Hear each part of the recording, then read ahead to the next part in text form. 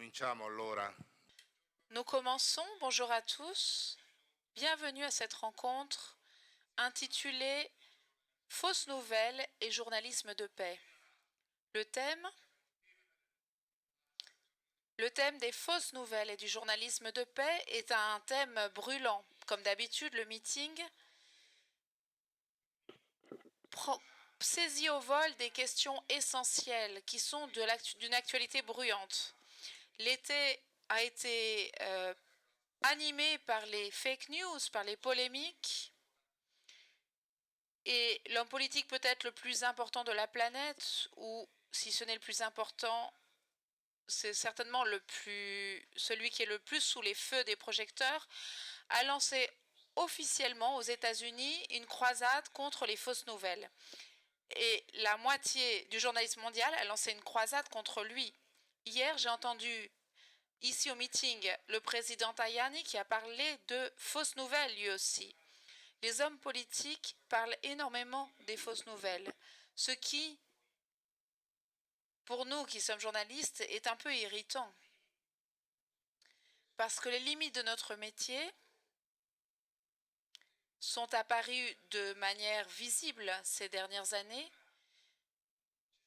avec aussi une liberté supérieure. Comme l'a écrit le grand sociologue de ces dernières années, Zygmunt Bauman, la question de l'information est devenue un grain de poussière. La nouvelle ne compte plus, mais nous sommes envahis par un nuage d'informations où la nouvelle a perdu son épaisseur et de l'autre côté, le conditionnement semble lié à l'environnement. Qu'est-ce qui nous manque? Il nous manque le discernement, pour utiliser un terme ignatien cher à notre pape. Il nous manque la formation pour comprendre l'information. Et c'est le thème de ce matin. Fausses nouvelles et journalisme de paix. C'est aussi le thème du dernier document du pape François pour la journée mondiale des communications sociales. Il s'intitulait « Fausses nouvelles et journalisme de paix », exactement comme notre rencontre d'aujourd'hui. Aujourd'hui au meeting en librairie, vous trouvez un livre qui recueille une série d'interventions du pape François. Et j'ai été frappée par un commentaire d'Ivan Maface qui cite cette phrase d'Hannah Arendt. Vous savez tout ce qui est Hannah Arendt, une élève de Heidegger, très grand philosophe, qui écrit dans son grand essai fondamental « Les origines du totalitarisme » le sujet idéal du régime totalitaire n'est pas le communiste convaincu ou le nazi convaincu, mais l'individu pour lequel la distinction entre réalité et fiction, entre vrai et faux, n'existe plus. Un jugement de fond qui nous fait réfléchir, qui a une portée de vérité évidente, malheureusement, encore plus évidente aujourd'hui qu'à l'époque où cela a été écrit, de manière dramatiquement différente de l'époque de Hannah Arendt,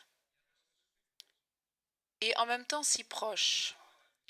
Le pape dit, dans le message de la communication sociale, intitulé « Fake news et journalisme de paix », il dit « Comment nous défendre ? Comment nous défendre des fausses nouvelles ?» L'antidote le plus radical contre le virus de la fausseté est de se laisser contaminer par la vérité. Mais pour nous, dit le pape, la vérité n'est pas quelque chose de défini, mais c'est une relation. Libération du mensonge et recherche de la relation. Ce sont deux ingrédients qui ne peuvent pas manquer pour que nos gestes soient vrais, authentiques et fiables. J'aimerais dire que pour nous aussi qui avons ici aujourd'hui 3 directeurs de journal et un expert qui a beaucoup réfléchi sur ce thème, pour nous aussi, le défi est énorme. Parce qu'il s'agit de faire un métier qui soit vraiment utile aux autres. Moi, j'ai aimé ce métier comme beaucoup d'entre nous, je pense, parce que dans sa conception la meilleure, c'est un métier proche du serveur, de l'infirmier, c'est-à-dire un métier qui est au service des autres, quand on le fait comme il doit être fait. C'est dans le temps qu'il a été imaginé comme un service envers les autres citoyens, les autres hommes.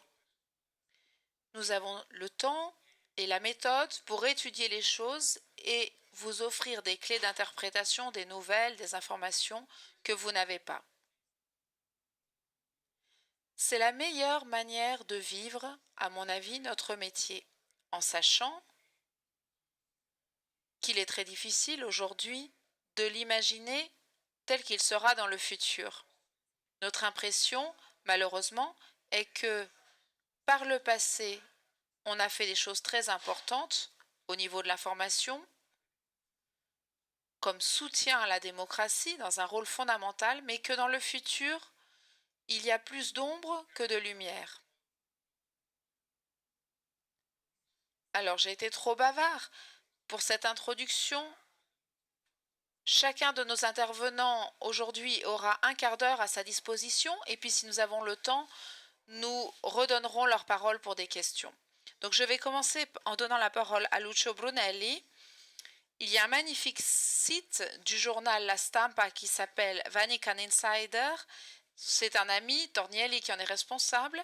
Et il a donné une interview à Albert Metalli sur ce thème si brûlant des fausses nouvelles et du journalisme de paix. L'Église aussi. Vous savez tous que Lucio Brunelli est directeur de l'information de TV 2000 et Radio in Blue, donc une responsabilité très importante pour la chronique qui concerne la vie de l'Église en Italie et dans le monde. L'Église aussi a été l'objet de fausses nouvelles. Oui, objet et victime également, cible de fausses nouvelles dans ces derniers temps.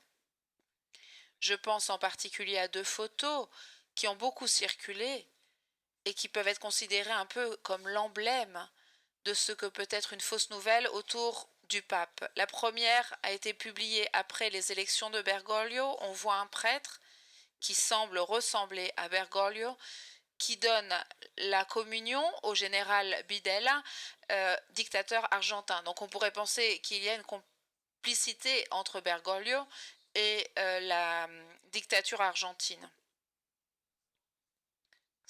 On ne sait pas très bien qui a fait circuler cette photographie, mais à un moment, même Michael Moore, on en a parlé, un journaliste sérieux qui a fait des choses importantes,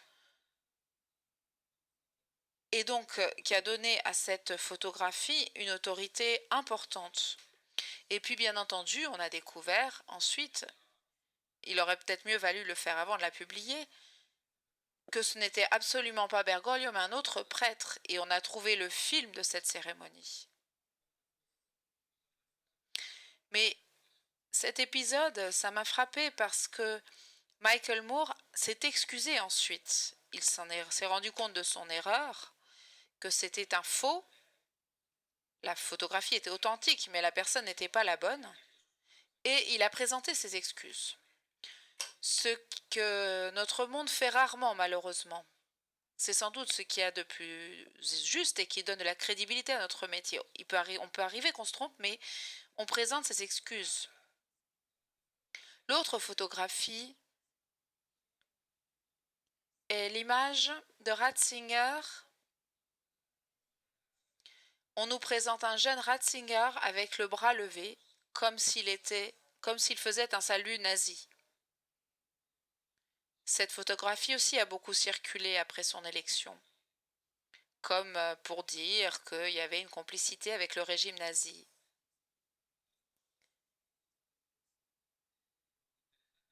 C'est intéressant parce que c'est une photographie authentique. Mais le cadre de la photographie était fausse parce que c'était un cadre resserré, donc on ne voyait que Ratzinger et son bras levé, et si on élargissait, on aurait vu que, en fait, il y avait deux bras levés et que Ratzinger n'était pas seul, mais avait avec lui son frère prêtre et que c'était la photographie prise en 1951 et non dans les années 30, à la fin de leur ordination sacerdotale. Et c'était le moment où ils saluaient les fidèles présents à la cérémonie. Donc, voilà comment, dans ce cas, on avait une photographie qui était vraie, mais le contexte, la date, les détails, le cadre de la photographie était faux. Donc cela pour dire quelque chose qui me semble central. Les fausses nouvelles sont comme le diable, toute relation prise, toute proportion gardée, et c'est-à-dire qu'elles se cachent toujours dans les détails. Et ça, c'est très intéressant. Pensons à une autre fausse nouvelle, fake news, dont aurait parlé sans doute Lucia Annunziata si elle avait pu venir. Pensez à la nouvelle qui a beaucoup circulé, qui concerne Josefa, cette femme du Cameroun qui a été sauvée après être restée pendant 48 heures accrochée au reste du bateau qui avait coulé. Cette photo a circulé et on la voyait avec du vernis sur les ongles. Dans ce cas aussi, c'est une photographie authentique. La femme, Josefa, avait effectivement du vernis sur les ongles. Sauf que, dans l'intention mauvaise, parce que je pense que c'est quelque chose qui a été tout à fait de mauvaise foi, ce n'est pas une erreur dans ce cas, mais une manipulation. La photographie avait été prise et les diffuseurs de la nouvelle omettaient cette information, c'est que cette photographie avait été prise 4 jours après le sauvetage, alors que dans l'intention de ceux qui l'avaient diffusée sur les médias sociaux, ils voulaient faire croire que tout le sauvetage était une mise en scène des ceux qui sont considérés comme trop bons parce qu'ils vont sauver les gens dans la mer et qu'il n'était pas possible qu'elle ait encore du vernis sur les ongles au bout de 48 heures. Cette image avait touché, avait impressionné. Il y avait même une note de la commission épiscopale italienne qui partait de cette image. Donc encore une fois, une photographie authentique, mais déformée parce qu'on oubliait le contexte, la date, la situation. Le vernis lui avait été mis par ses secoureurs quelques jours après, alors qu'elle arrivait en Espagne, pour la mettre en valeur, en geste d'amitié, comme une fête, pour qu'elle se sente femme entièrement, donc pour le respect qu'elle méritait. Cela me fait penser, Alessandro a cité le message du pape sur les fake news et le journalisme de paix, et j'y ai trouvé quelque chose de très intéressant. C'est un message qui a été publié en début d'année pour la Journée mondiale des communications sociales. Le pape s'interroge sur la raison pour laquelle les fake news sont aussi répandues, et il dit l'efficacité des fake news est due à leur nature mimétique, c'est-à-dire leur capacité de paraître plausible. Le faux se cache dans les détails. Et il parle de la logique du serpent parce qu'il cite la première fausse nouvelle de l'histoire qui est celle du serpent avec Ève. Et là encore, j'ai été frappée par un détail que je n'avais jamais relevé à cause de mon ignorance. Je crois que les prêtres présents, les excellences présents, auraient tout à fait vu ce détail, mais moi, il est passé inobservé de ma part. Le serpent s'adresse à Ève, dit quelque chose de vrai, mais partial, quand il dit c'est vrai que Dieu a dit que vous ne devez manger d'aucun arbre du jardin. Donc il suffit de changer un singulier en pluriel et l'image de Dieu change. On insinue une image d'un Dieu qui interdit tout désir humain, tout plaisir humain, tout besoin humain. Alors que Dieu a demandé de manger seulement le fruit d'un arbre et pas de tous les arbres du jardin. Donc dans la question, il y a déjà une manipulation. Donc, cela pour préciser l'importance des détails. Le pape Bergoglio est la victime quotidienne de fausses nouvelles. On ne venait pas là pour en faire toute la liste. Mais deux excellents collègues du journal Avvenire, Roberto Scala a publié un livre où il parle de ces fake news. Et c'est très intéressant de les lire. Et je crois qu'il est là aussi au meeting. Certaines de ces nouvelles sont parfois très grossières. Il y a l'histoire de l'ombre en forme de diable projetée par la personne de Bergoglio le soir même de son apparition sur la loge des bénédictions. Mais il y a des gens qui mordent à cela, c'est ça qui est un peu inquiétant. Puis, bien entendu, on a retrouvé la photographie originelle, on les a comparées et on a vu que dans ce cas, c'était un photomontage très grossier. Mais il y a aussi des fausses nouvelles qui sont plus construites et donc aussi plus pernicieuses et qui concernent la personne du pape.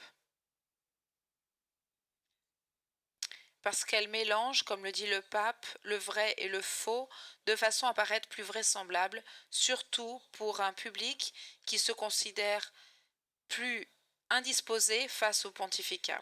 Je cite deux exemples de ce type de fausses nouvelles qui me semblent être les plus sérieuses à prendre en considération.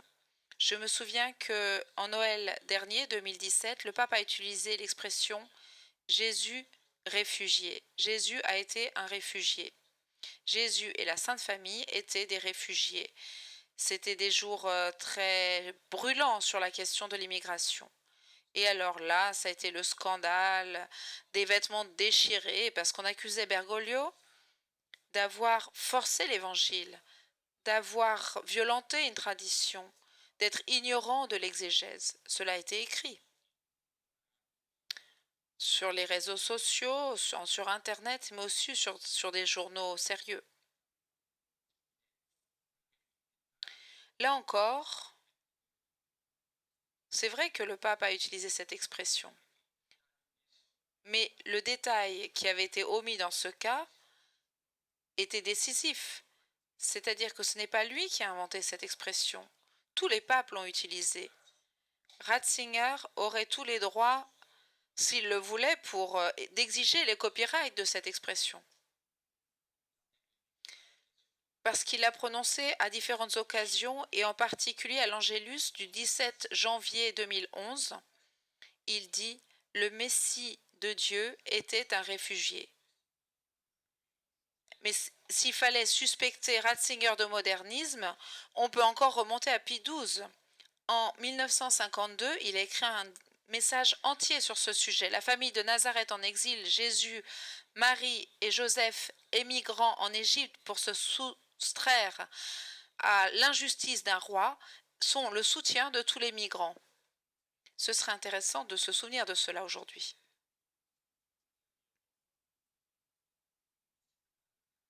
J'en avais mis de côté d'autres, mais fais-moi un signe.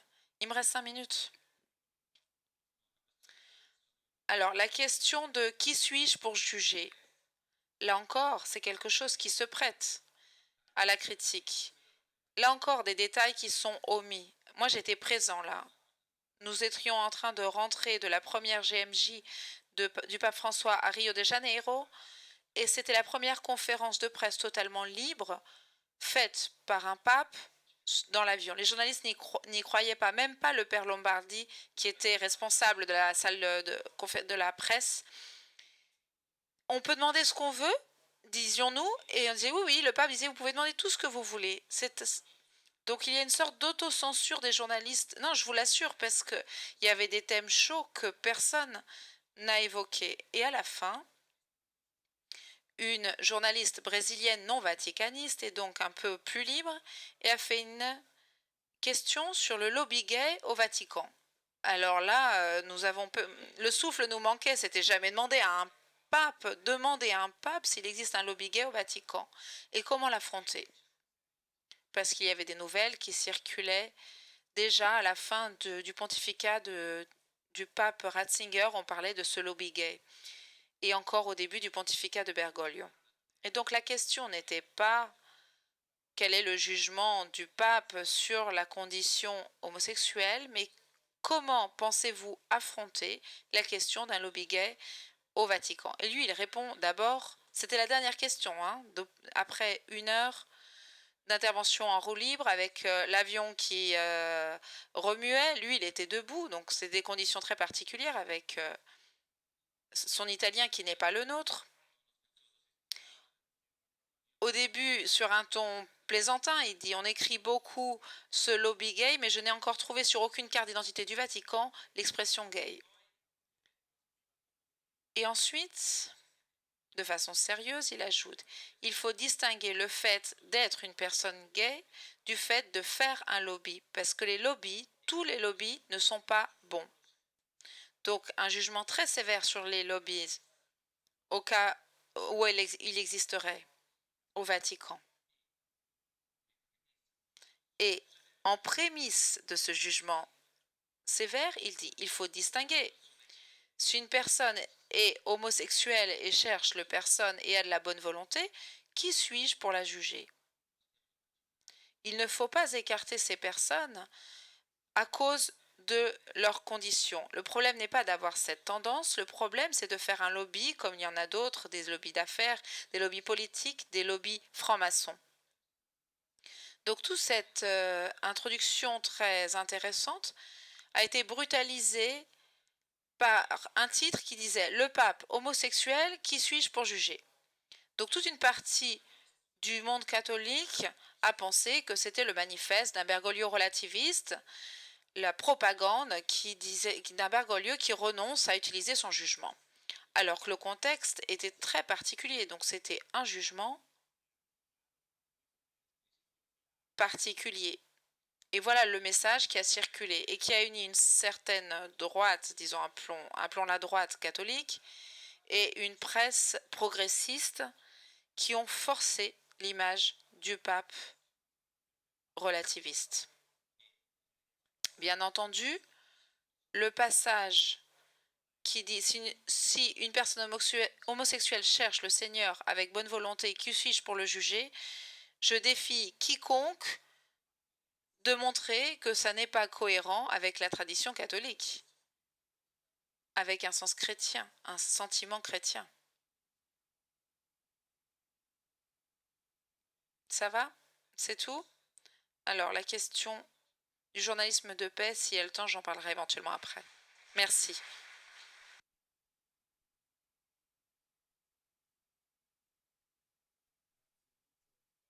Merci Lucio. Je cède la parole au directeur de Fanpage, un journal en ligne très populaire. Le 3e page après Avvenire en Italie. Donc Francesco Piccinini, avec une question. Toi qui es responsable d'un site important d'information, très souvent, dans le monde d'Internet, la crédibilité et le besoin de clics ne vont pas ensemble. Même les sites des grands journaux mettent parfois des nouvelles qui, comme je le disais à une époque de façon provocatrice Alexandre Solzhenitsyn, que nous aurions le droit de ne pas savoir. Et ces nouvelles finissent sur les sites parce que le besoin d'avoir des clics semble parfois plus important que l'ancienne crédibilité journalistique. Je crois que les fausses nouvelles n'existent pas. Et l'idée que de fausses nouvelles existent est née parce qu'on n'en a pas accepté un passage de paradigme selon l'épistémologie américaine. Le paradigme est l'une des notions révolutionnaires de notre siècle. Le paradigme a changé.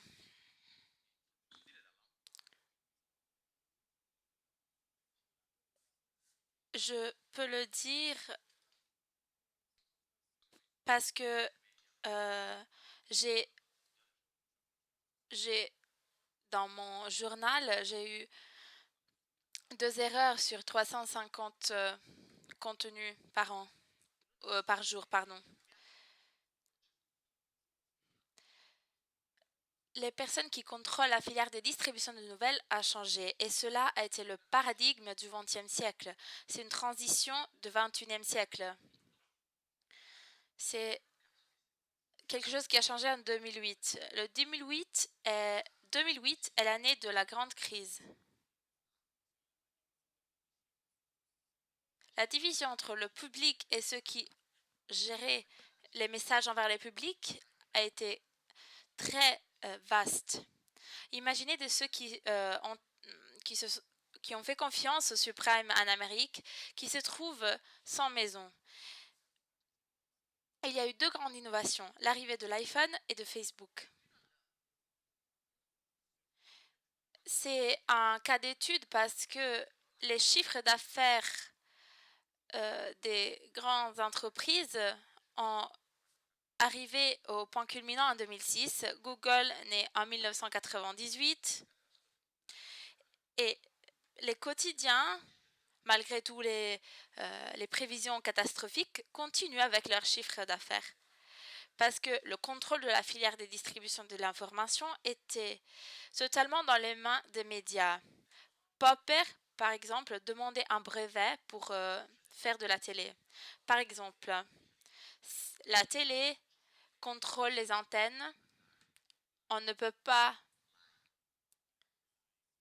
aller à la télé sans du consensus en direct. Sur les quotidiens, la filière de distribution est contrôlée. On décide dans quel kiosque les quotidiens sont vendus. Et Facebook change la donne. Tout le monde peut introduire dans le cercle de distribution une nouvelle. Les quotidiens ne sont plus l'hub de distribution, le pôle de distribution de nouvelles.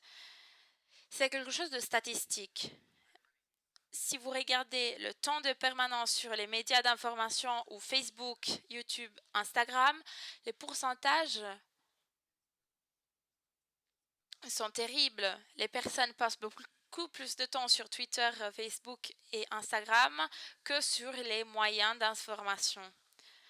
Donc, l'endroit où on cherche de l'information change. Ce qui disait Habermas est vrai, est actuel, mais c'est ancien parce que l'information ne se passe plus sur les quotidiens, mais en ligne. Et tout le monde devient un pôle de distribution de nouvelles à travers son smartphone. Ce n'est pas la première fois que cela arrive dans l'histoire. Mais le véritable problème réside dans comment les journalistes ont géré ce changement. Et je le dis en tant que journaliste, on a eu la prétention d'être les détenteurs de la vérité. J'ai lu des milliers de cas de fausses nouvelles créées ad hoc.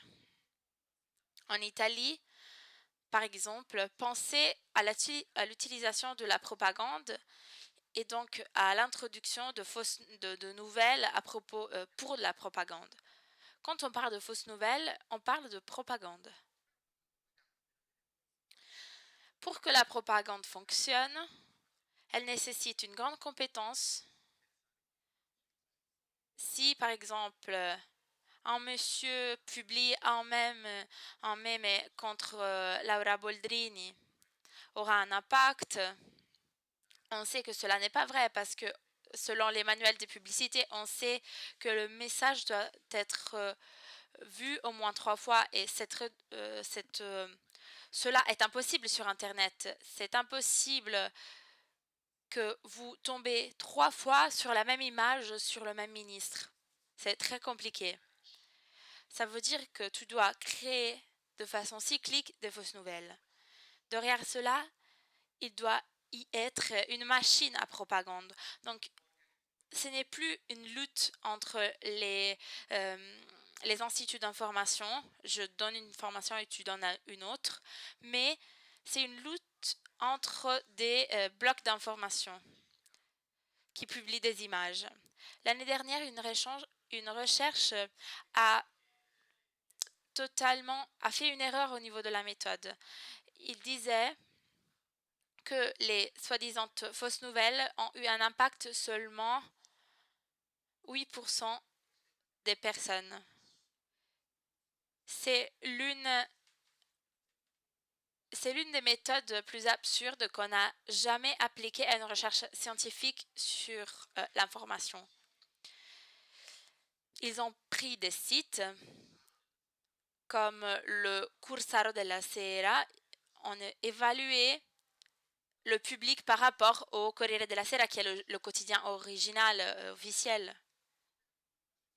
Et ils ont évalué cela en fonction des posts sur Facebook. Mais cela n'est pas possible parce que seulement Facebook a la possibilité de faire des clics.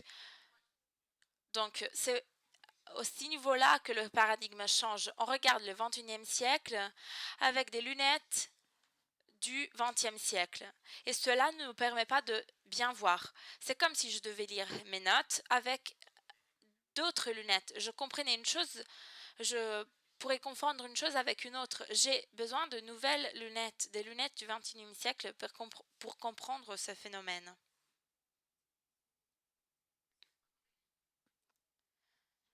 Mais ce n'est pas une nouveauté. À toute époque, quand un média qui introduit un changement de disruption, par exemple la radio, il y a des poches de résistance envers les changements. Lippmann, en 1922, a dit « Ce que l'individu fait se base non pas sur une connaissance directe et certaine, mais sur les images qu'il reçoit. » 1922. Donc, c'est un sujet actuel, tout comme la notion d'opinion publique et comme la notion de la formation d'un État-nation. Mais pour reformer l'opinion publique, il faut des personnes qui sachent utiliser l'instrument, l'outil. Dans une campagne actuelle, une campagne électorale actuelle, il y a eu une nouvelle sur un candidat qui a été donnée par le candidat adversaire. Et il n'a pas donné au quotidien, mais à une page sans logo sur Facebook. Le candidat n'a pas répliqué et les quotidiens ont amplifié la nouvelle. Cela est un cycle typique de construction de la nouvelle. La nouvelle n'est plus top-down, donc ce n'est plus d'un haut vers le bas, mais bottom-up, du bas vers le haut. Je la crée du bas. Et ce seront les journalistes parce qu'ils sont paresseux, parce qu'ils ont besoin de nouvelles très rapides. Le directeur dit on a besoin d'une nouvelle très très vite.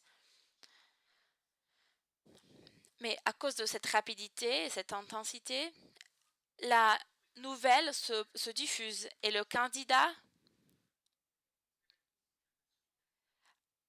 a fait ce que l'on appelle un epic win. C'est une fausse nouvelle à moitié. Le candidat donne déjà une certaine solidarité à la nouvelle. C'est incroyable. Le paradigme a totalement changé. Si l'on pense que le paradigme est top-down, donc il y a quelqu'un qui décide d'en haut et qui utilise les médias pour diffuser des nouvelles, était le paradigme du XXe siècle. Au XXIe siècle, les nouvelles émergent d'en bas. Et les médias reprennent ces nouvelles. Ce processus de propagande sont le vrai sujet, le vrai camp où l'on peut gagner notre bataille. Parce que nous ne pouvons pas gagner la lutte contre de la radio avec le papier et la bataille contre la télé avec le papier. On doit jouer sur le même terrain et cela est l'un des sujets, c'est l'un des défis du XXIe siècle. Certes, C'est un grand changement que l'on a déjà vécu seulement pendant la révolution industrielle et ce n'était pas si rapide qu'aujourd'hui. La révolution industrielle a duré plus longtemps et plus longtemps avant de changer effectivement. En 10 ans, on a eu Brexit, l'élection de Trump. Pas nous, mais bon.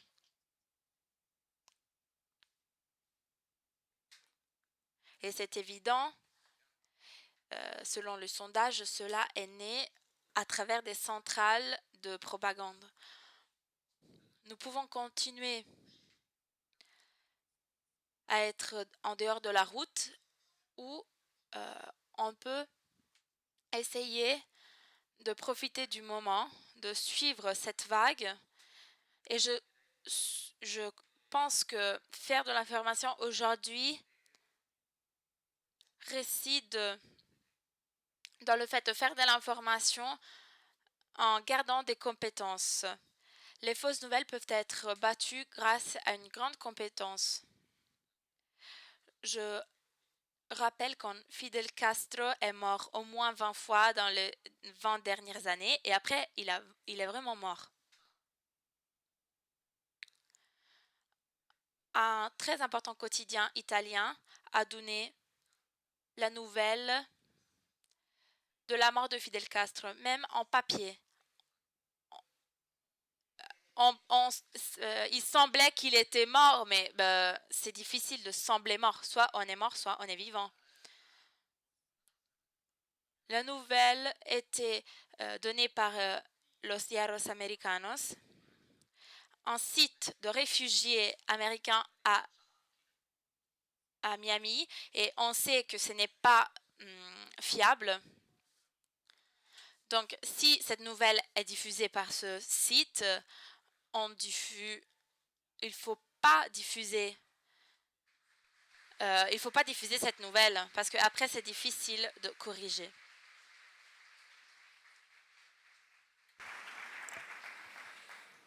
Alors, grazie a...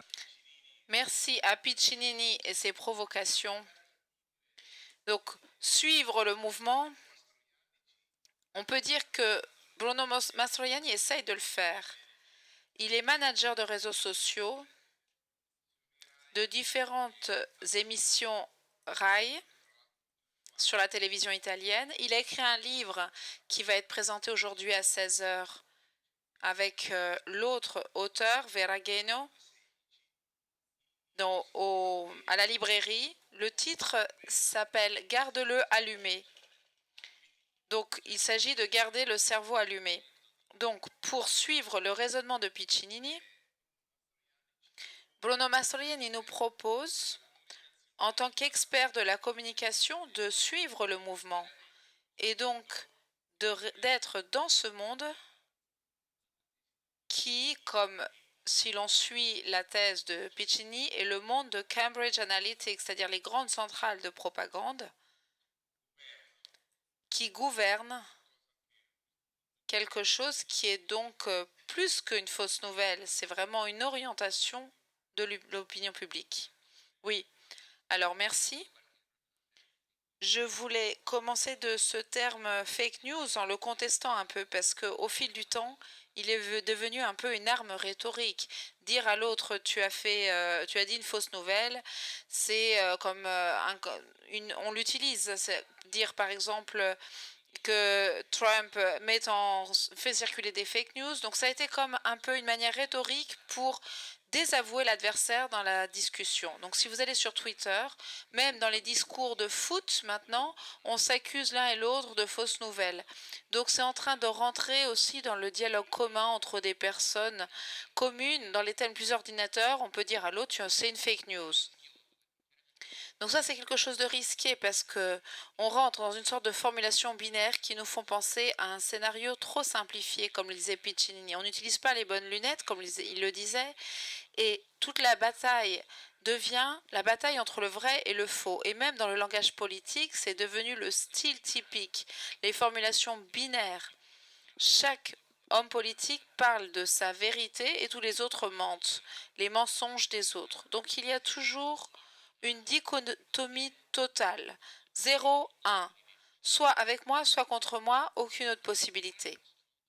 Donc entrer dans ce monde de communication et de parler des choses dans la vie de tous les jours, dans les réseaux sociaux, mène à séparer la réalité de cette manière. Donc on ne peut plus voir le phénomène. Le phénomène est important parce que comme disait Lucio Brunelli au début, les photos de Ratzinger nazi jeune, c'est une photo vraie, mais mal cadrée, cadrée d'une certaine manière, et donc la narration qui accompagne cette information vraie la rend problématique. La photo du soi-disant Bergoglio, c'est une photo authentique. C'est un prêtre qui donne la communion à un dictateur. Mais ce n'est pas Bergoglio. La photo de la migrante, etc. Donc, la question, c'est que dans le critère de vérité, on n'en reste pas là. Une fois qu'on est dans le vrai entre dans la complexité. Comment on est, est-ce qu'on était présent, comment on le raconte, de quel point de vue, est-ce qu'on est capable de le comprendre.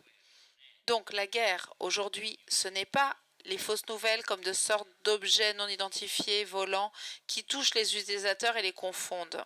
Il y a une lutte entre l'être humain qui tend à connaître, comme chacun d'entre nous, en cherchant, en suivant ses propres convictions. On a tendance à aller chercher ceux qui soutiennent nos préjugés et on a plus de mal à adhérer à ce qui nous contredit. Donc, l'idée que Ratzinger, en tant que jeune, aurait suivi le nazisme, ça nous plaît bien parce qu'il était allemand, on a cette image de la foi un peu rigide, donc les gens adhèrent à cette connaissance, ils entrent en relation avec cette information parce que ça leur plaît un peu comme idée. Donc cette fausse nouvelle a été démentie presque aujourd'hui, presque immédiatement, mais il y a encore des personnes qui disent oui, mais Ratzinger, quand il était jeune, il a été un peu fasciné par le nazisme. Parce qu'on s'attache à cette idée. Donc plutôt que de parler de fake news, reprenons Bauman qui a déjà été cité ce matin et parlons de ce nuage d'informations. J'aimerais parler de désordre d'informations, de chaos. Nous avons tous été admis, comme on le disait ce matin, dans le débat public. Nous avons tous eu l'accès aux informations et la possibilité de faire circuler des informations et des contenus. Il n'y a plus le contrôle de la part des éditeurs des points de départ des informations. Maintenant, le débat public n'a plus de sélection à l'entrée. Et donc, à l'intérieur de cela, il y a des personnes qui investissent pour en profiter, en sachant très bien, en connaissant très bien les mécanismes. Alors, le mouvement opposé qu'il faut faire, il se fait à différents niveaux. Il y a l'engagement personnel de chacun, parce que si chacun a été admis au débat public à travers un instrument qu'il peut avoir dans sa poche et donc il peut participer exactement comme les autres, dans la même poche, il faut aussi avoir une responsabilité. Et puis, il y a aussi une responsabilité à d'autres niveaux. Et j'arrive à la deuxième partie de notre titre, qui est le journalisme de paix. Qu'est-ce que c'est que ce journalisme de paix? Qu'est-ce que ça peut être?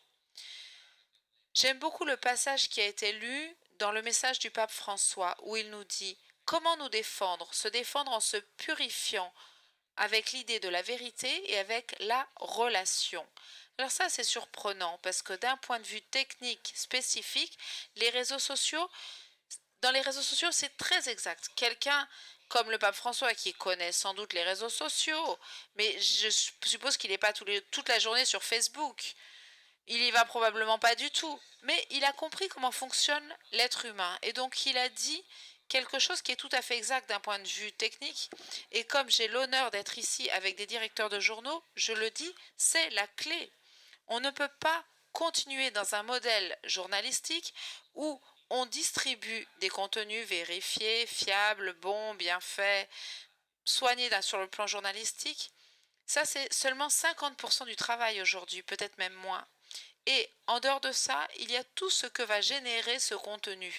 Des discussions, des partages, des polémiques, des manipulations, des rébellions, des désaccords de la part des utilisateurs. Sous tous les articles que vous voyez dans les journaux, dans les commentaires, les gens se massacrent. Il faut qu'il y ait de la modération là. Il faut qu'il y ait quelqu'un qui prenne la responsabilité de ne pas laisser ces posts comme cela. Parce que autrement, ces contenus ne sont pas toujours de qualité. Parfois, le problème, il est déjà dans le titre. Une enfant morte de la rougeole, elle n'est peut-être pas vaccinée. On a déjà le peut-être dans le titre. C'est comme si on construisait un ring sur la place publique, on distribue des massues aux personnes, et quand ils commencent à se taper dessus, on dit « Ah non, non, moi j'ai rien à voir avec ça. C'est la haine en ligne, on ne peut rien y faire, c'est les fausses nouvelles. » Donc, pourquoi je dis ça? Parce que du point de vue de ceux qui ont une responsabilité médiatique, les journaux, les quotidiens, il est très important que l'on commence à prévoir pour chaque contenu, pour chaque espace où les contenus sont diffusés, il faut qu'il y ait des personnes, des managers de réseaux sociaux qui gèrent les discussions qui naissent, qui donnent des réponses, qui créent un climat. Très souvent, quand je fais ce discours, on dit « Mais oui, mais il y a des personnes qui ne veulent pas comprendre, peu importe. » Ça, j'en ai fait l'expérience physiquement dans mon travail de manager de réseaux sociaux.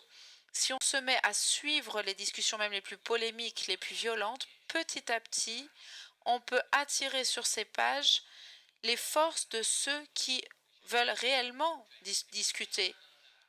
Donc, mais si on abandonne les espaces en ligne à la discussion violente, cela génère de la discussion violente. Mais s'il y a quelqu'un qui modère, qui prend le soin de donner des réponses, de faire attention à ce qu'il y ait un certain niveau, alors cela permet de faire intervenir ceux qui sont intéressés à cela. Par exemple, sur une émission de Ray Trey, sur la question de l'histoire, vous pouvez imaginer combien de polémiques, de haine cela suscite.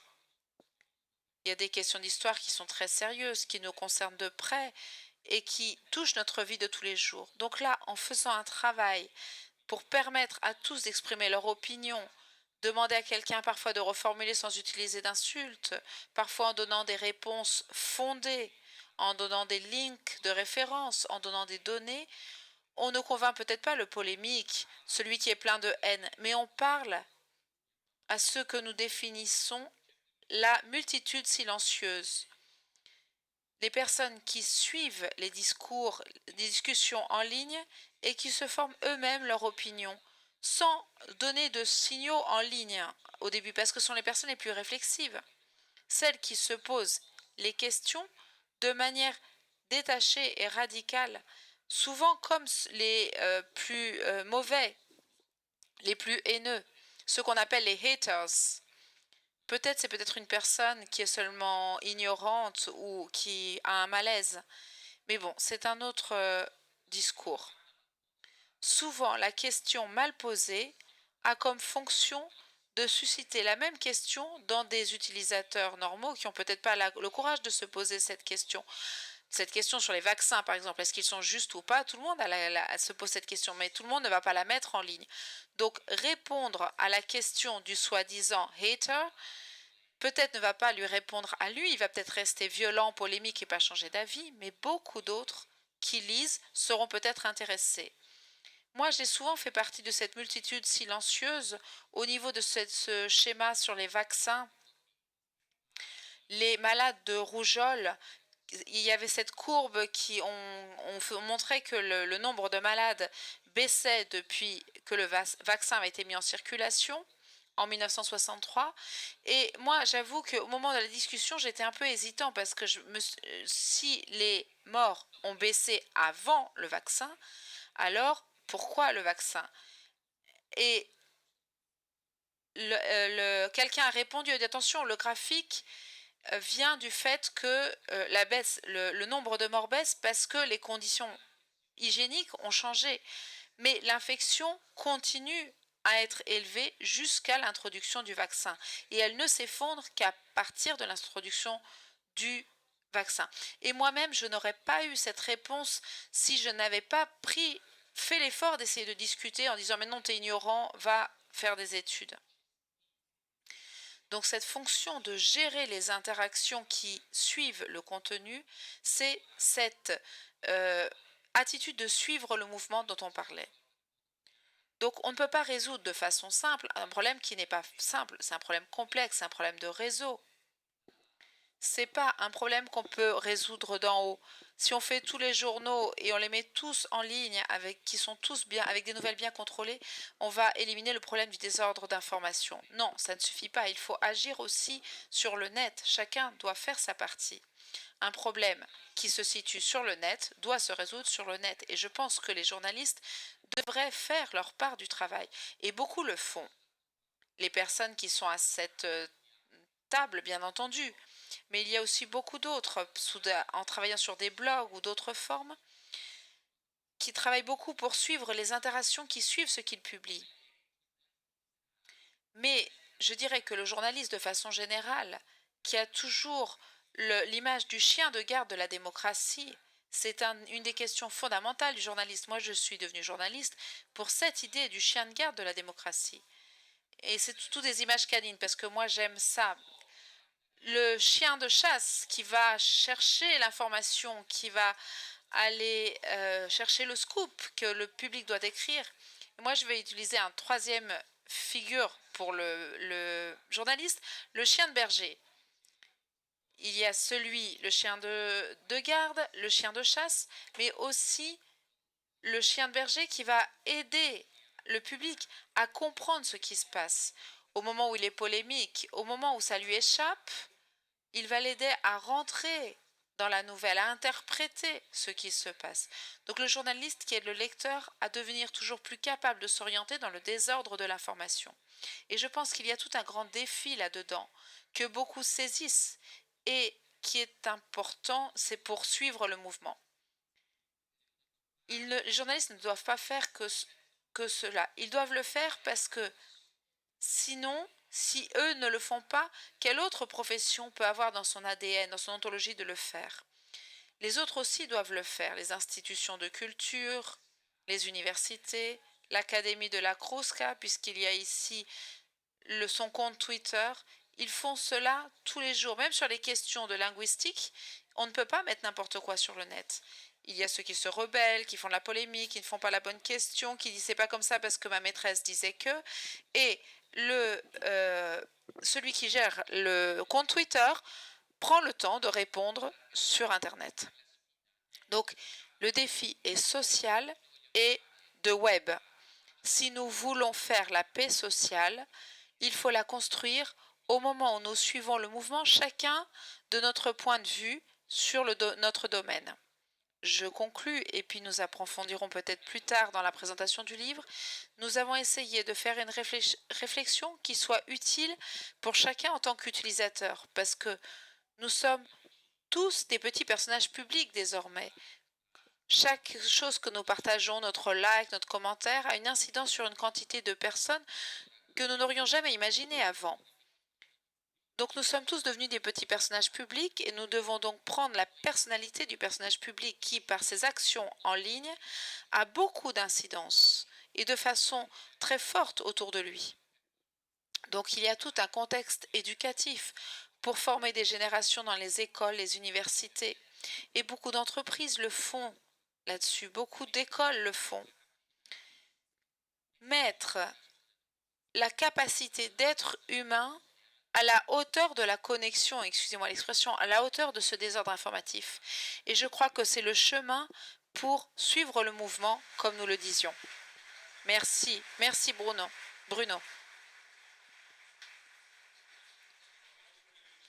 Je suis très heureux d'introduire dans cette occasion l'ami Marco Tarquino, directeur d'Avenir, à propos de formation et information. La formation est importante pour nous tous, parce que la formation est un fait passif, on la subit, qui qu'on soit. Mais si on est formé, on sait discerner. Si on n'est pas formé, on est victime de toutes les falsifications, de tous les mensonges, de toutes les propagandes. Et puis, même si on est informé, ça arrive. Mais formation et information vont de pair. Et nous venons d'une grande histoire, pas dans le sens du programme de Bruno, mais d'une grande histoire civile. Je veux rappeler la Constitution, l'article 21, qui est célébré ici dans une très belle exposition sur la Constitution italienne. Nos pères de la Constitution nous ont rappelé le droit de parole, le droit de manifester ses propres idées. Ce n'est pas un droit abstrait. Il s'incarne, il s'est incarné dans des instruments. Et un concept qu'il y a dans la Constitution, qui était autrefois compréhensible pour tous, mais qui est aujourd'hui souvent oublié, c'est le pluralisme. Le fait qu'existe un journal comme Avenir, qui est un quotidien catholique, et qui existe depuis 50 ans, c'est une forme de liberté et une garantie pour chacun d'entre nous, pour ceux qui sont catholiques et ceux qui ne le sont pas. Ça a été une manière par laquelle nous sommes formés et informés. Et quand on entend dire des choses absurdes sur les journaux, le formalisme, les aides pour les journaux, etc., c'est important qu'il y ait une voix. La voix, c'est tout. La voix comme celle d'Avenir est importante parce que, à beaucoup d'occasions, elle a donné sa voix à ceux qui n'en auraient pas eu autrement. Et je suis sûre qu'aujourd'hui, dans ce changement tumultueux, parce que Piccini a certainement raison, je ne pense pas qu'Avenir, qui a fêté son 50e anniversaire, est en dehors de ce paradigme. Je suis convaincue que le temps nous montrera comment, nous ne le savons peut-être pas très bien, nous le définirons dans l'avenir, mais je suis certain que dans l'avenir, nous ferons encore de grandes choses. Et je rêve d'un avenir où Avenir existe encore au moins pour 50 ans.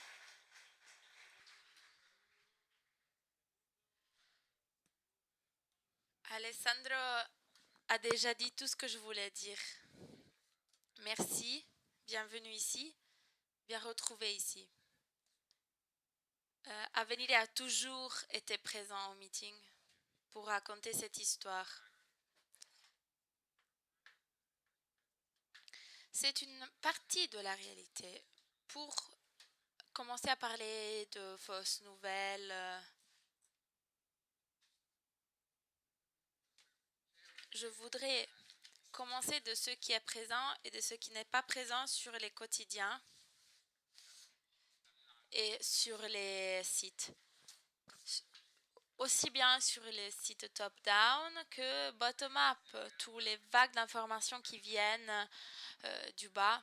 Il y a des grandes parties de la réalité qui ne sont pas prises en compte dans l'information et dans les récits dominantes. Ça, c'est un problème du monde et dans la circulation de nouvelles. Tout d'abord, il faut dire que les fausses nouvelles existent.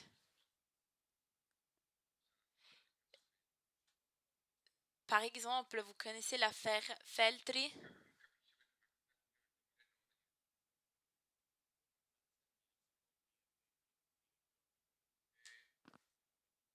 C'est un exemple qui s'est passé vraiment véritablement dans notre quotidien. D'autres fausses nouvelles qui ont déjà été mentionnées, la fausse nouvelle sur le pape Benoît ou la question qui suis-je pour juger à propos du pape François. Mais passons à aujourd'hui, à des thèmes brûlants. Est-ce que vous pensez que c'est une fausse nouvelle donnée à plusieurs reprises, le fait que des personnes maigres, squelettiques sont considérées des mannequins? Et je partage ce que le dit Piccinini. Il s'agit vraiment des centres de propagande qu'utilisent les médias auxquels on a accès pour mettre en circulation des mots de passe, des images. Les déformations de la réalité font partie de notre vie. Mais quelle est la grande question d'aujourd'hui? Il y a une grande rapidité, une rapidité différente dans la circulation des nouvelles et dans la pervasivité de nouvelles, la diffusion de nouvelles. Donc les mots de passe pour aujourd'hui sont responsabilité et science. Tout ce qui se passe n'est pas au-delà de nous, c'est dans nos vies et ça dépend de nous de vivre de vivre cela de façon digne.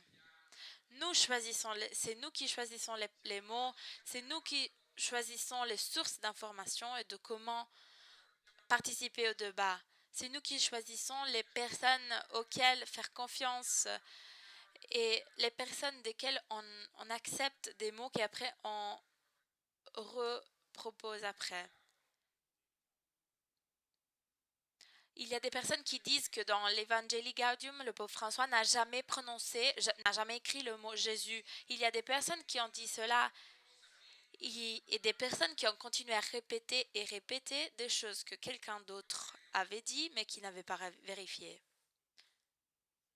Je ne sais pas si c'est vrai, mais il y a des personnes qui ont dit que le pape a dit « Pour ma santé mentale, je ne lis plus certaines choses. » Et c'est quelque chose que je fais aussi. Il y a des nouvelles, des articles que je ne lis plus. Et je ne veux pas être snob. Et je ne considère pas ces nouvelles comme inutiles. Je suis convaincue que l'écoute est fondamentale. Mais il y a certains éléments que je préfère ne pas écouter. Je préfère écouter quelque chose d'autre qui est parfois plus difficile à accepter, mais qu'il faut savoir. Et il faut opérer ce choix parce que si nous ne le faisons pas, c'est quelqu'un d'autre qui va le faire.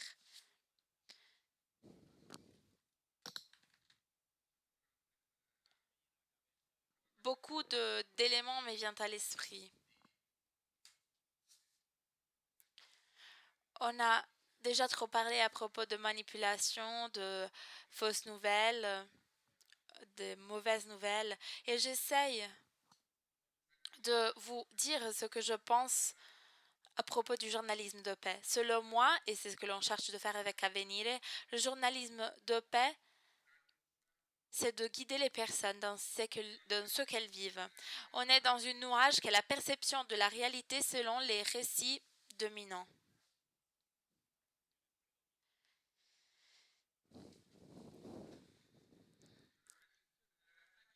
Ce nuage est une perception de la réalité qui est différente de la réalité que nous vivons. Je suis choquée du fait que la campagne électorale de notre pays s'est déroulée autour du thème de la sécurité comme urgence. Il y a un grand problème de mafia en Italie qui ne sont plus féroces comme elles l'étaient dans le passé assez récent, mais des groupes de mafia qui influencent la vie de nos sociétés. Du point de vue de certains des délits les plus simples, on est l'un des pays les plus sûrs d'Europe. C'est le seul grand pays européen qui n'a pas eu une attaque terroristique. Et notre campagne électorale s'est déroulée autour du thème de la sécurité. Et donc, tout tourne autour du fait d'introduire des armes pour augmenter notre sécurité. Mais vous comprenez comment c'est dangereux de vivre dans cette perception différente. Ils nous disent que si on est armé, on sera plus content. C'est pour cela que je suis d'accord avec les plus jeunes collègues journalistes, un peu plus vivants, qui connaissent très bien les réseaux sociaux et qui veulent les utiliser. Mais je suis toujours plus intéressée au contenu et à comment travailler pour faire de la paix grâce aux personnes qui décident de lire notre quotidien pour être en paix dans la réalité que nous vivons. Parce que sinon, on va la changer, la modifier et on l'interprète d'une façon différente, seulement en mettant en exergue ce que nous voulons et donc en cédant à l'obscurité de la vie. Je ne l'accepte pas en tant que chrétien et en tant que citoyen de ce pays.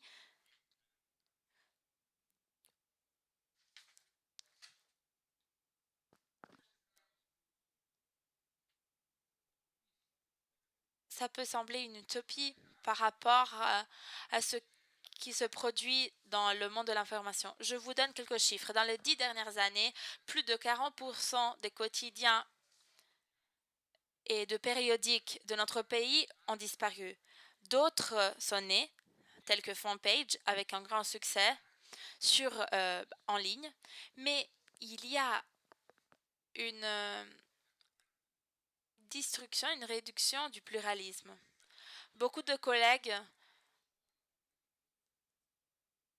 sont seuls, sont renvoyés des quotidiens et qui sont tout seuls.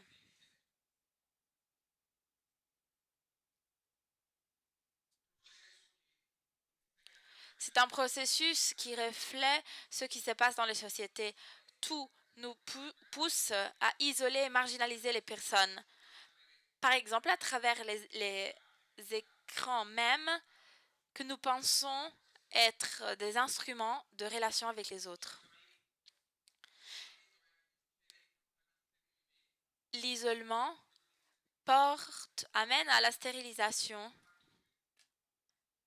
Cela est d'autant plus vrai dans le monde de l'information quand ceux qui font de l'information pour servir les autres se retrouvent seuls parce que de cette façon, c'est plus facile de les conditionner. Parce que s'ils font partie d'une rédaction d'un quotidien, ils doivent suivre un guide. Mais nous sommes dans un monde où des oligopoles contrôlent tout. Des centrales de nouvelles ne coïncident plus avec des entrepreneurs de l'information, mais qui coïncident avec les centres de pouvoir. Les enquêtes que l'on a mentionnées, que Piccinini a mentionnées, concernent de grandes puissances mondiales qui utilisent l'information de masse pour conduire d'autres nations où elles ne vont pas aller, mais où elles peuvent aller. Cela est en train de se passer, de se produire. Nous devons en être conscients et de ne pas laisser de côté, ignorer les personnes dans la relation personnelle. Le pape François m'a bouleversée. Pour commencer à transmettre ses messages, il a écrit un livre, une lettre, à Eugenius Scalfari. Il a commencé à parler avec la personne qui est, d'une certaine manière, la plus éloignée de l'Église. Ils transmettent de nouvelles qui sont très souvent le contraire de ce que l'Église dit. Mais avec ce geste, le pape nous a démontré que la vérité, on peut la chercher avec toutes les personnes, avec même ces personnes qui sont très éloignées de nous. Si l'on a des mots en commun, après, on ne va pas changer l'autre. Ces deux personnages, Scalfari et le pape, sont des personnes âgées qui sont des exemples pour nous. Parce que la vérité est une relation. Une autre fausse nouvelle a été le fait qu'on a critiqué le pape d'être relativiste quand il a dit que la vérité est une relation. Bah, bien sûr, le Christ qui s'incarne est un relativisme, selon vous. Mais il faut aujourd'hui réexpliquer tout aux chrétiens même aujourd'hui. Je ne suis pas un théologue. Parfois, j'appelle quelqu'un qui m'aide à retrouver le mot et à me rappeler de ce que j'ai oublié. Parfois, j'ai un peu perdu le fil rouge dans mon discours. Est-ce que j'ai encore quelques minutes? J'ai encore 2 minutes et je vous dis quelque chose une chose très importante pour moi. Cette rencontre est une occasion de rencontre. L'un des problèmes d'aujourd'hui, l'un des problèmes liés à la communication instantanée, est ce que l'on a défini une place digitale, numérique. Et c'est donc aujourd'hui le moment des choix, parce qu'on se trouve à un carrefour. Et le problème, c'est le langage qui est utilisé, qui est un langage trivial. Ce carrefour n'est pas encore devenu une place. En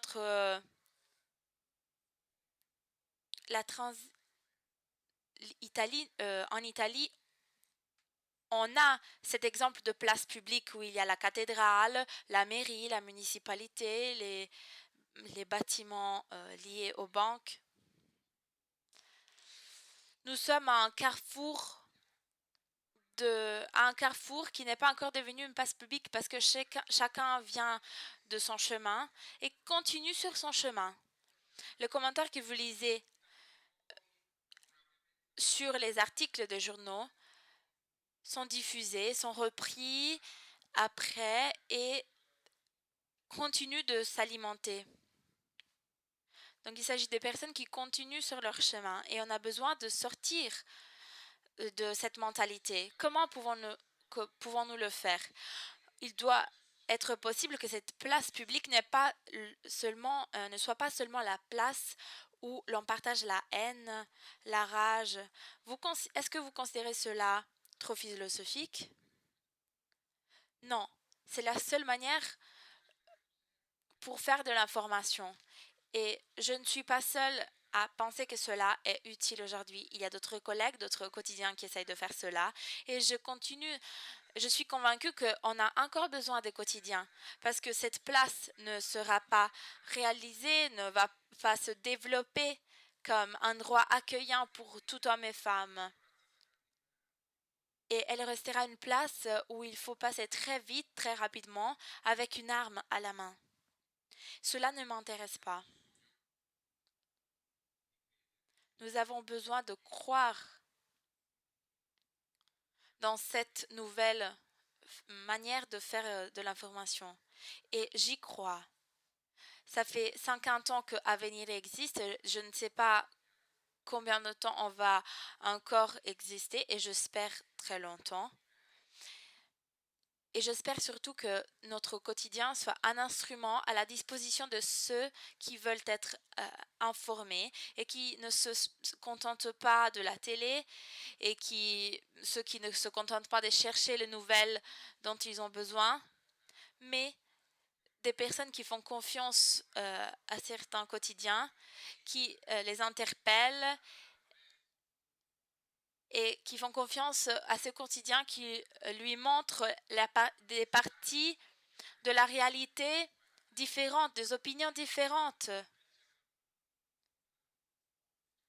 qui leur permettent d'articuler de nouvelles opinions et cela permet au public de penser, de se former, d'avoir une recherche plus approfondie, plus claire. J'espère que cela sera toujours possible parce que sans cela, nous serons tous plus pauvres.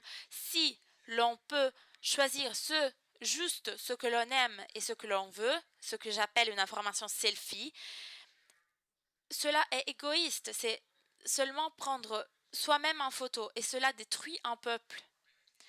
Cela fait éclater un morceau la vie des personnes. Et j'espère que ce nouveau type d'information puisse servir encore et à venir sert encore. Je dois remercier tous les intervenants parce que je dois dire qu'ils ont mis beaucoup de sujets sur le feu, des sujets que j'aimerais faire. Je propose un second tour rapide de réaction parce qu'il y a beaucoup d'aspects sur lesquels il faudrait revenir, mais 3 minutes pour chacun. On va commencer par Lucio Brunelli.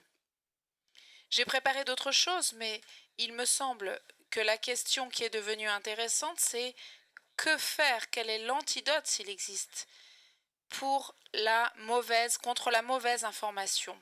Appelons-la comme cela. Bien entendu, il y a déjà un certain nombre de choses qui sont sorties. On a parlé de compétences, de discernement.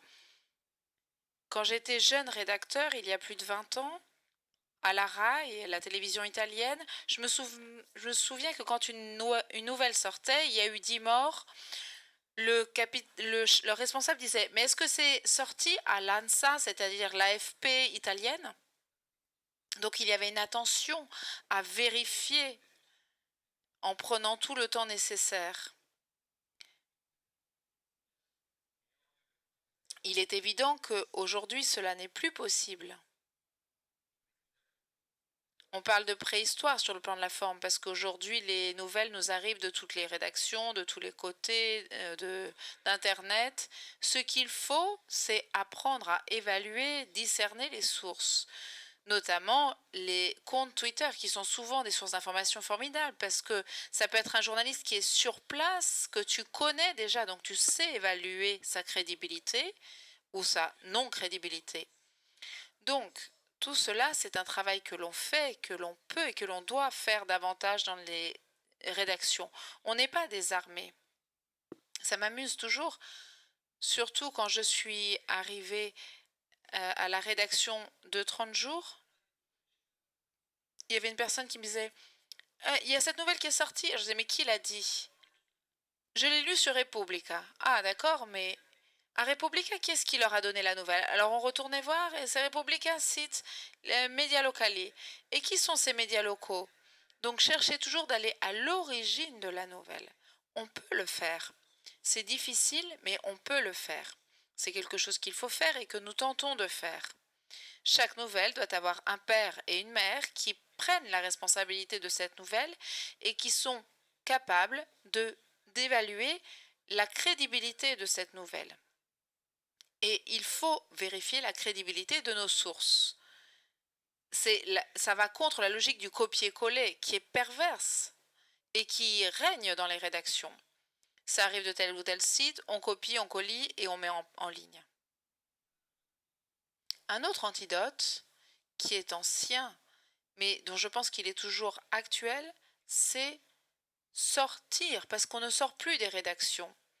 Surtout dans les rédactions des journaux en ligne, les rédacteurs ne sortent plus, ils sont là, face à leur écran, face à Facebook, face à Twitter toute la journée, ils ne mettent plus le nez dehors. Et quand on sort, on découvre des choses. C'est le beau de notre travail, de notre profession. Et on est ainsi en mesure d'avoir les instruments pour contester des choses fausses qui circulent. Je pense que on s'est beaucoup intéressé à au Centrafrique avant que le pape François y aille. Parce qu'il y a des carmélitains qui sont là-bas et qui nous invitaient. Alors le récit là, c'était que on disait qu'il y avait un affrontement entre l'islam et le christianisme, les musulmans, les différentes ethnies, et donc nous sommes immédiatement allés voir les carmélitains et notre journaliste Maurizio Dischino qui est ici, qui est allé dans cette mission, découvre que cette mission est devenue un camp de réfugiés qui accueille 4000 réfugiés en grande partie musulmans qui sont hébergés dans les paroisses carmélites pour fuir les violences au centre de Bangui. On découvre que le cardinal de Bangui, on l'appelle le lion de Bangui, c'est un très grand personnage, est un très grand ami de l'imam de la ville. À cette époque-là, l'imam était hébergé chez lui. Alors on comprend que non, la réalité est sans doute plus complexe que ce qu'on nous raconte, que cet affrontement n'est pas aussi inévitable qu'on le raconte, cet affrontement entre islam et christianisme. Donc, je dis ça pour dire que sortir, aller voir, c'est encore une règle qui est valable et qui nous aide. Merci. Francesco, tu as lancé une provocation, donc il faut que tu reviennes sur ça. Je dois remercier Marco publiquement parce que le travail d'avenir sur le sujet du migrant nous a fait sentir moins seuls, donc vraiment merci.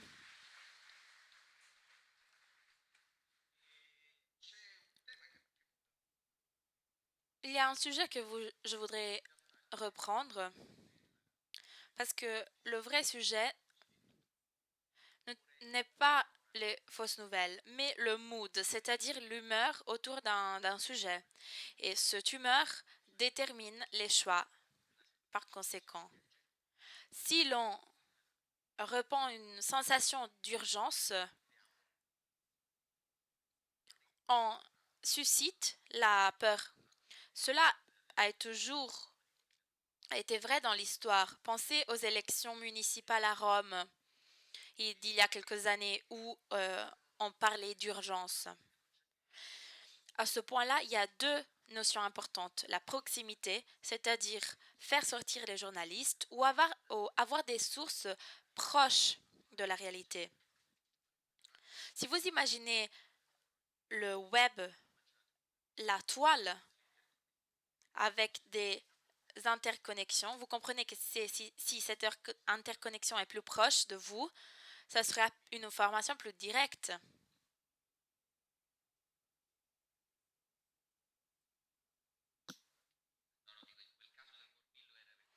Je parlais de la rougeole parce que c'était un raisonnement très clair. Mais c'est vrai que si je lis une information de quelqu'un que je connais, c'est plus direct, c'est plus véritable pour moi. Donc oui, si notre tante dit quelque chose, on tend de lui croire. Après, si notre tante n'a pas raison, c'est un problème. On a parlé beaucoup de la fin des structures des intermédiaires, comme les syndicats par exemple. Mais la première structure intermédiaire qui a souffert de la crise, c'est la famille.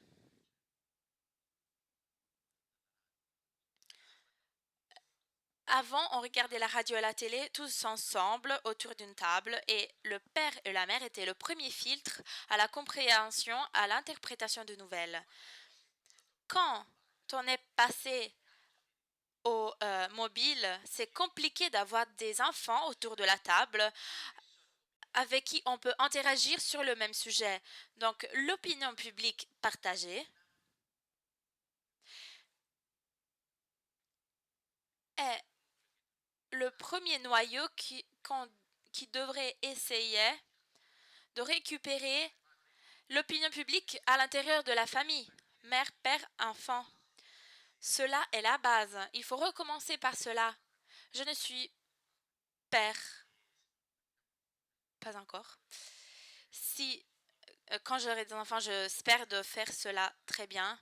Il ne faut pas enlever le smartphone des enfants, mais il faut s'aimer dans un terrain commun. Parce que sinon, si on le demandera quand ils seront plus grands, ça sera plus difficile. Bruno, ça c'est pour toi. Hein? Oui, oui, je saisis la balle au bon parce que c'est vraiment le point central. Nous avons l'illusion quand on a l'impression que c'est une question technique. Et parfois, on se réfugie dans l'idée, si on éteint ces trucs-là, ces instruments, tout ira bien. Qu'est-ce que ça crée? L'illusion qu'une fois qu'on les allume, on va les utiliser de la manière correcte. Un jeune va à l'école, on lui dit éteins ton téléphone, il va à la maison, on lui dit éteins ça, et on pense qu'ensuite, une fois qu'il l'allume, il va être un être humain vertueux, capable de décerner les nouvelles, comprendre les fausses nouvelles, etc. Je crois qu'il faut faire exactement le contraire, c'est-à-dire le garder allumé, bien entendu dans les moments adéquats. Dans une famille, il faut parler de ce sujet, il ne faut pas lui dire éteins-le, mais qu'est-ce que tu fais sur ton téléphone? Que font nos enfants avec leur smartphone? C'est pas une question de temps. Combien il faut qu'ils le gardent allumé? 10 minutes, 1 heure? En 10 minutes, on peut faire une catastrophe en ligne. Et en 1 heure, on peut faire des choses excellentes. Donc la question, c'est pas le temps, mais qu'est-ce qu'on fait dans ce temps? Je crois qu'il faut entrer dans le mérite du sens que nous donnons aux relations que nous construisons ou détruisons dans cet environnement digital. Mais j'ai la sensation aussi que ce n'est pas un problème technique, donc c'est pas seulement de savoir comment fonctionnent les plateformes, les instruments, mais c'est surtout un problème culturel. Vous savez-vous comment on le comprend? Il y a un moment dans une action quotidienne en ligne où chacun de nous se transforme dans le plus grand journaliste d'investigation, capable de ne pas se laisser tromper par les autres et de confronter les sources, capable de réfléchir de façon excellente sur le fait que ce qui se passe est un préjugé, une perception de la réalité ou pas. c'est lorsque nous choisissons en ligne un restaurant, lorsque nous voulons réserver des vacances sur les sites de réservation. Là, chacun d'entre nous a les compétences nécessaires. Pourquoi? Vous savez pourquoi? Parce que c'est culturel. Le capitalisme nous a appris que l'argent, c'est de l'argent. Et quand on doit dépenser 50 ou 80 euros, on prend tout le temps et on fait tout l'effort nécessaire avant de dépenser notre argent. Donc je crois qu'aujourd'hui, la question culturelle, c'est de se rendre compte que quand on adhère à une information qui passe devant nous, on donne beaucoup plus que 50, 80 ou 100 euros. On accepte que ce fragment de réalité soit vu à travers ce regard. Donc prendre le temps de comprendre si ce fragment de réalité est réellement crédible, je pense que c'est quelque chose qu'il faut tous que nous acquérions. Je répète, ce n'est pas un problème technique, c'est un problème culturel et en témoigne le message que vous avez sans doute tous reçu, dit à tous tes contacts que telle personne est un hacker. Il faut le même temps pour transmettre ce message à tous les contacts de Messenger ou à copier ce message sur Google pour voir que c'est une supercherie, un mensonge. Donc on a les instruments pour vérifier que c'est un mensonge, mais beaucoup ont choisi de le partager. Donc le problème, ce n'est pas l'instrument, c'est l'être humain. Le problème, il est toujours en nous, pas à l'extérieur. Marco, à toi.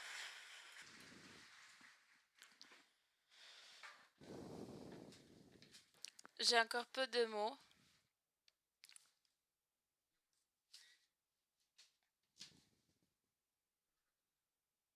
Il y a une chanson d'Ivano Fossati, La mia banda suona il rock,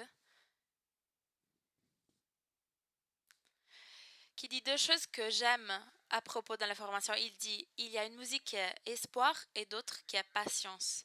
Je pense que l'antidote au temps que nous vivons est une information d'espoir et de patience qui doit être construite sérieusement. La patience nous amène au choix, au discernement. Ceux qui me connaissent le sait, pardon. Il y a des personnes qui disent que nous les journalistes, aurons un avenir si on sera gardien et non pas maître de l'information.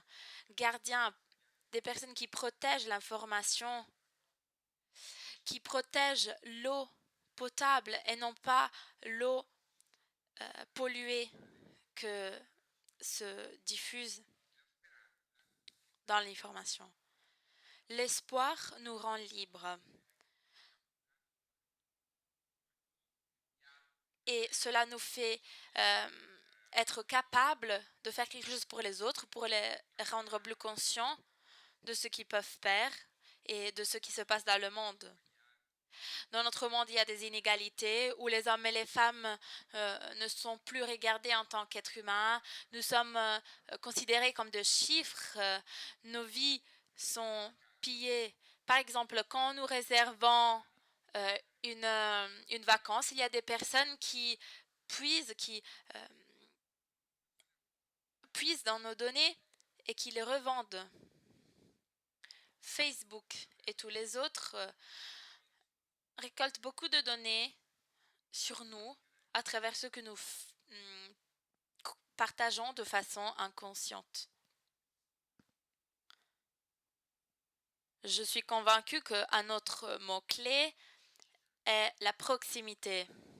Si un quotidien n'a pas une relation ou un instrument de communication qui crée de la confiance avec les personnes qui décident de lire leur page, je crois que sans cela, un quotidien c'est inutile. Et je pense que cela sera possible encore dans l'avenir, mais ça dépend des personnes qui font de l'information, qui la font actuellement dans ce tournant historique. Les plus belles nouvelles doivent être encore écrites. Et ce n'est pas forcément les nouvelles de l'ANSA, de l'AFP. avec dans notre quotidien à venir, on essaye de donner de nouvelles totalement différentes. C'est des enquêtes particulières que l'on décide de mener, même si ce n'est pas ce qui est partagé par tout le monde. Je vous fais un exemple très récent. La campagne de Tony, c'est une enquête qu'on a menée au sud sur le caporalat avant que les 2 épisodes que vous connaissez se passaient. On a voulu mener cette enquête parce que c'était un phénomène qui existait déjà avant, ou par exemple la Terre de Feu, la Tierra del Fuego, c'était quelque chose dont on a parlé quand personne en parlait. Parce qu'il y avait des personnes qui considéraient cela inutile parce qu'on parlait déjà de ça depuis 50 ans. Par exemple, l'Italie, les personnes en Italie qui accueillent les migrants, qui est réel, quelque chose qui se passe vraiment. Il y a des personnes qui aident et qui veulent intégrer les migrants. Est-ce que vous trouvez ces nouvelles dans les quotidiens, sauf dans les peu de quotidiens qui essayent de partager ces nouvelles? Donc, je pense que l'information doit se baser sur la patience et l'espoir. Merci.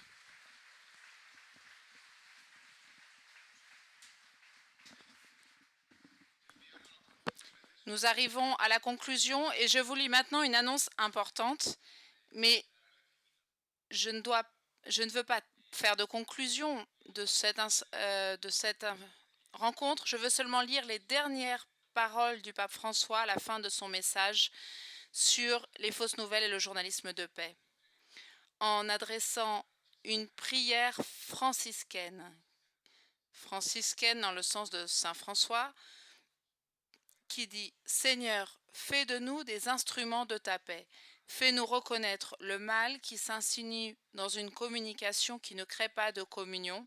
Rends-nous capables d'enlever le velin de nos jugements. » Voilà le journalisme de paix. « Aide-nous à parler des autres, de tous les autres, comme de frères et de sœurs. Tu es fidèle et digne de confiance. Fais que nos paroles soient semences de bien dans le monde. » C'est une prière et un engagement pour chacun de nous. Voilà l'annonce finale.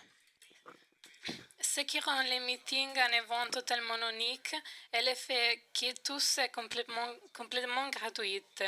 Et à part les centres de restauration, les expositions, les réunions, les espaces consacrés au sport, les villages des jeunes, les parkings sont offerts par ceux qui vivent la semaine des meetings et par qui les suivent partout dans le monde.